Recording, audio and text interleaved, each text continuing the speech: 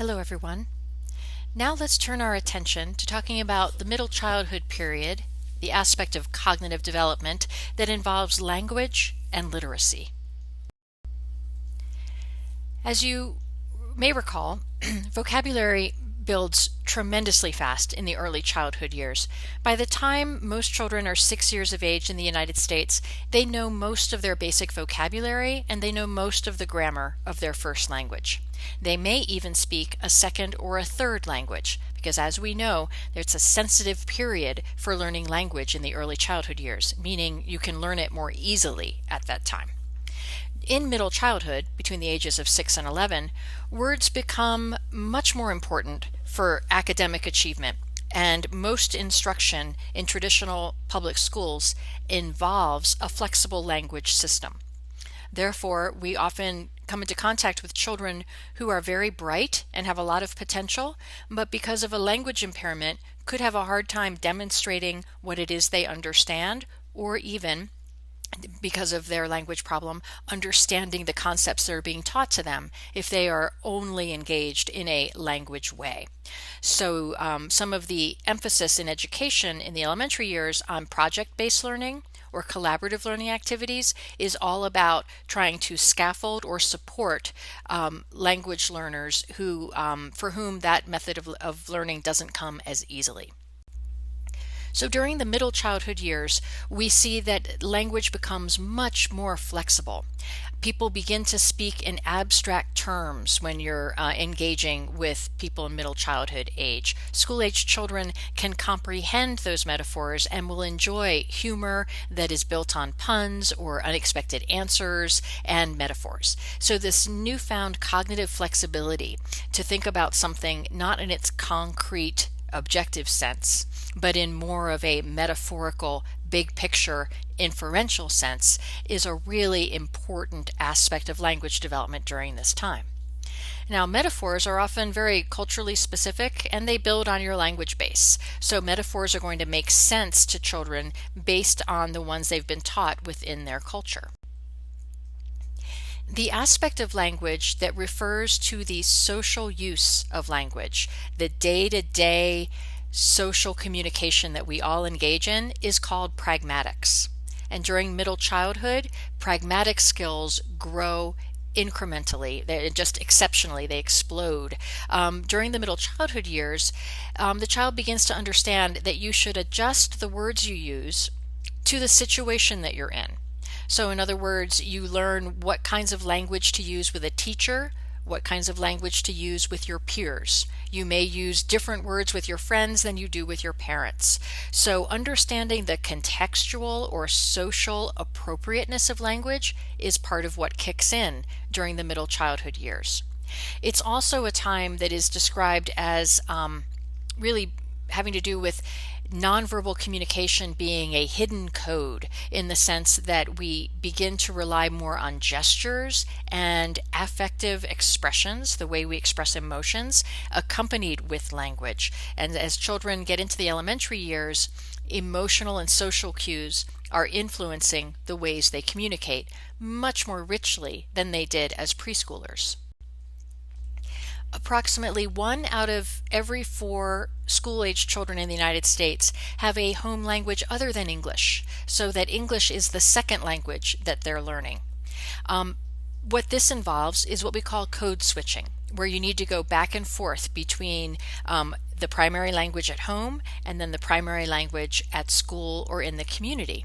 And this code switching is not a bad thing. In fact, it's thought that the ability to go back and forth amongst patterns of timing, grammar, and emphasis really promotes brain development and is a very, very good way to exercise the developing brain.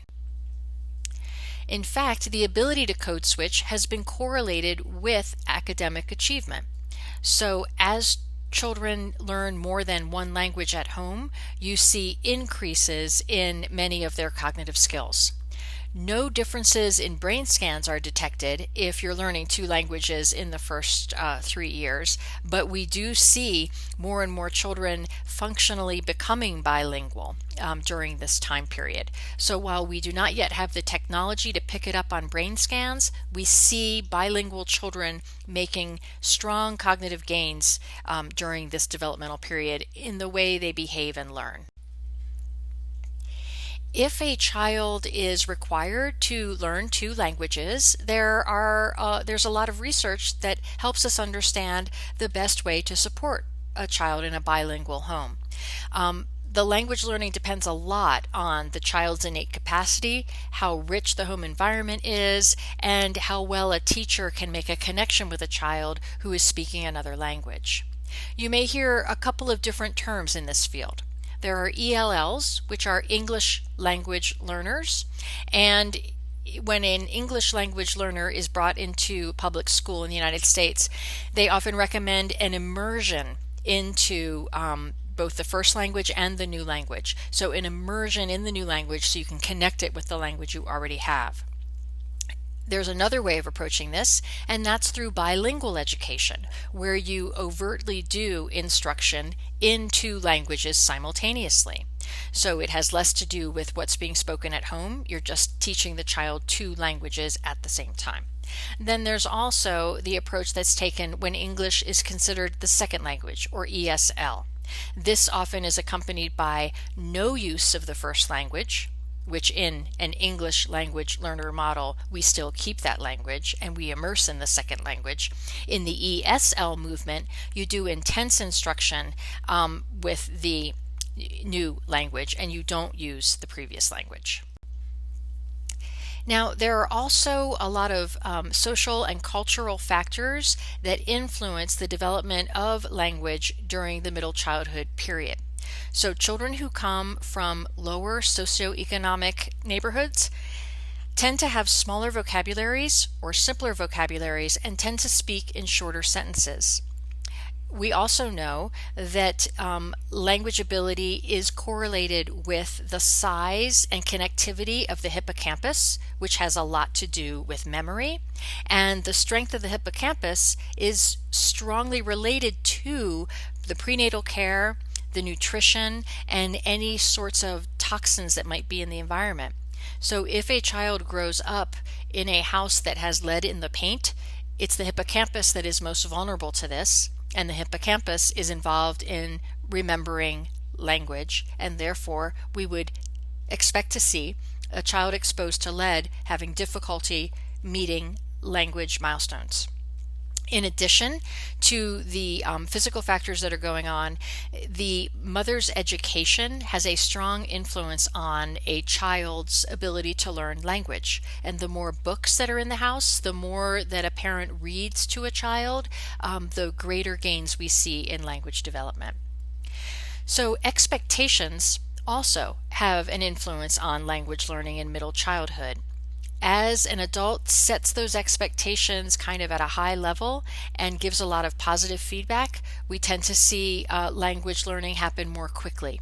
Those expectations need to be shared across environments. If the parent is expecting one thing and the teacher is expecting another, that could be really frustrating for the child, especially if they're managing two different languages in two different settings. And finally, teacher attitude toward the child toward language learning is thought to be an important predictor of progress, particularly for English as a second language learners. We need positive attitudes, and we need to understand the difference between innate intelligence and learning a new language. Somebody can be very, very bright, and just because they communicate in a different way, it doesn't mean they're not bright. At about this same time in middle childhood that we're going through this language explosion where things are getting more complex, we also see changes in our expectations with regard to number sense. So I would just like for you to be aware of the developmental milestones in the area of understanding numbers that are presented here in this table.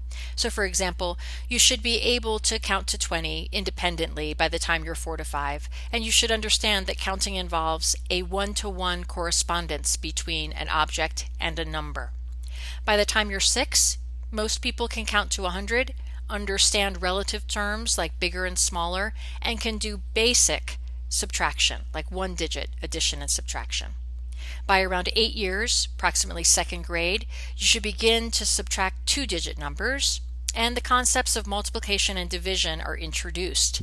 At around 8 years old, we also see the expectations growing with regard to the use of symbols in solving numerical problems. So doing word problems is when you are first encountering how language and math connect, and you have to figure out how to apply mathematical concepts to linguistic structures. By about the age of 10, which is fourth or fifth grade, you've got adding, subtracting, multiplying, and dividing of multi-digit numbers. You usually begin to work with fractions and percentages and can do some basic geometry. As you get closer to 12 years of age, we start to see more abstract mathematical concepts, and this has to do with the more abstract thinking that Piaget would predict in older students, and you begin to be able to work in the area of formulas and algebra. At about this same time, we also have developmental norms for reading skills, and I'd like for you to be broadly familiar with these. So take a look at this table as you consider when a person is supposed to learn how to read. Basically, by around the age of 8, you want to have a child be able to read simple sentences out loud at a rate of about 50 words per minute, with decoding happening of words of 2 syllables or more. And as you can see, the reading skills get more and more sophisticated across the middle childhood years. So in conclusion, middle childhood is a really important time for cognitive and language development. We've just covered some of the broad points here, and I hope you'll explore the case studies in your text. It's really important to keep this learning going on a good pace, and the encouragement of teachers and parents is absolutely essential to promote learning. Thank you for your time and attention. This concludes our lectures for Chapter 12.